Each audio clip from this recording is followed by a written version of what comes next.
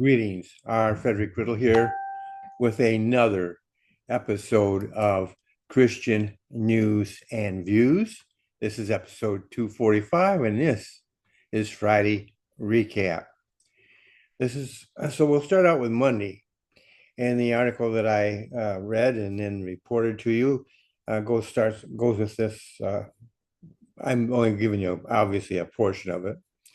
The 22-year-old man charged with killing Charlie Kirk will have a court hearing Monday where he and his newly appointed legal counsel will decide whether they want a preliminary hearing where the judge will determine if there is enough evidence against him to go forward with the trial. Prosecutors have charged Tyler Robinson with aggravated murder and plan to seek the death penalty.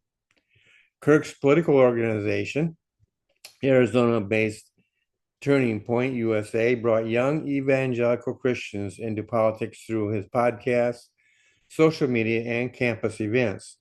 Many prominent Republicans are filling in at the upcoming campus events Kirk was meant to attend. Now, here's my opinion. What happens to this young man is mute. Man's justice will depend on human beings, but God's eternal justice lies ahead unless he confesses to God and repents, truly repents, and asks Jesus to forgive him. Mrs. Kirk did forgive him, but only God can forgive eternally. So it all depends upon him as to that. He can get saved. You may not like that. You may not. Our natural feelings are to react with hatred, abhorrence, and stuff like that. But as Erica Kirk herself said, that's not what it's about. As Christians, we want God's will, and God has a plan, and He puts it out there for all of us, and that is we can seek forgiveness for any sin that we've committed. Now, I'd like to remind you, I didn't say this before, I'll remind you that Paul, the Apostle Paul, was guilty of persecuting Christians and playing a significant part in their execution. If they were those who were executed, others were beaten, tortured, they lost their homes, and things of this nature. God forgave him and used him to give us most of the New Testament. On Tuesday, the Justice Department has sued the state of Minnesota over its sanctuary city immigration policies, making it the latest locality to face legal threats.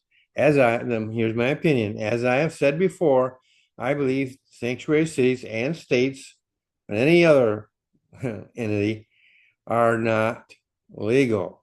You'll find nothing in the United States Constitution about sanctuary cities or any other government entity.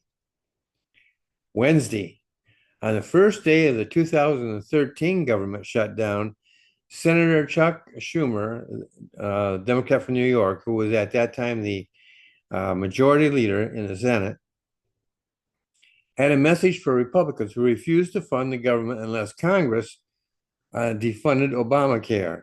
Hostage taking would not work. And here's the quote, as we said 1,000 times, we are happy to discuss how to fund the government, but not with a gun to our heads, Schumer said on the Senate floor. You are not going to get us to give in to extortion, he continued.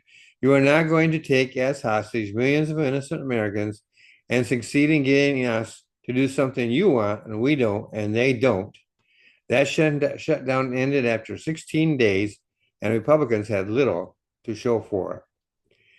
12 years later, Schumer and Democrats, now in the minority, are staring down another government shutdown, but one that might be of their own making. And here's my opinion. The Schumer shutdown, which is the proper name for this, the Schumer shutdown of government continues as of the latest that I have seen. We haven't really felt that yet, but the longer this shutdown goes of the government, the more we will feel it. And so it's up to Schumer and his Democratic Party as to whether the shutdown continues or not. He is responsible. He needs to own up for it. On Thursday, we had Thursday Bible talk. And our subject at that time was memorization. And here's what I said. One of the great things about the King James Version Bible is the ease of memorizing. Some people have memorized large portions of scripture. I have heard of people memorizing the entire New Testament. That is fantastic. But I have also heard of people memorizing the entire Bible. That's right. They memorize both the Old and New Testaments. Now that's rare, but it has been done, and that is outstanding. Just doesn't measure up.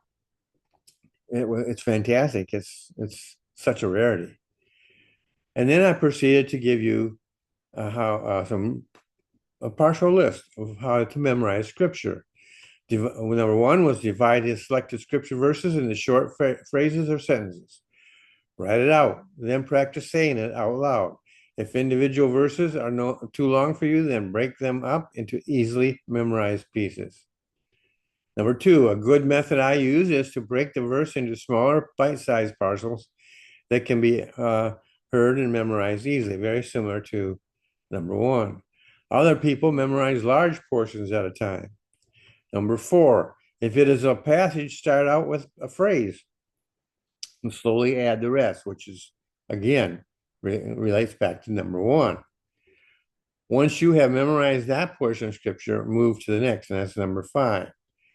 Repeat, number six, repeat until the whole passage is memorized.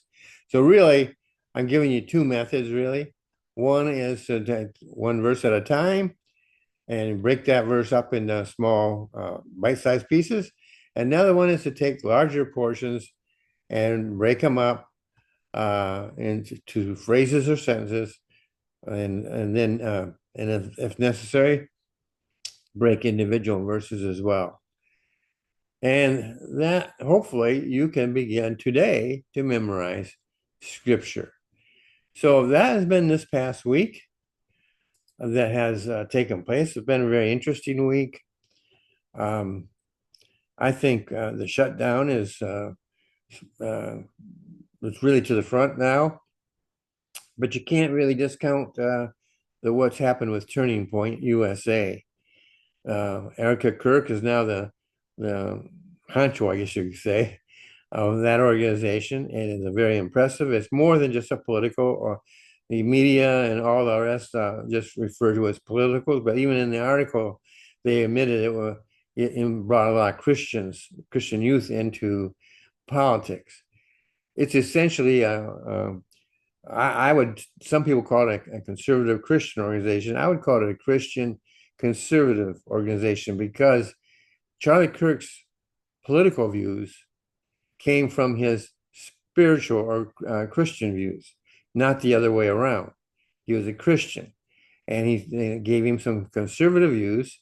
Those were predominant, I get from what I hear at the very beginning, but he could not hold back his tongue. He could not close his mouth when it came to Christian truth, to the Bible. And time after time, he would revert to the Bible to explain his views. He would use political stuff as well, and he'd use all sorts of facts and figures. But his hard rock spot was the Bible itself. Well, hopefully this has been an interesting week for you, and hopefully this has been an interesting recap for you.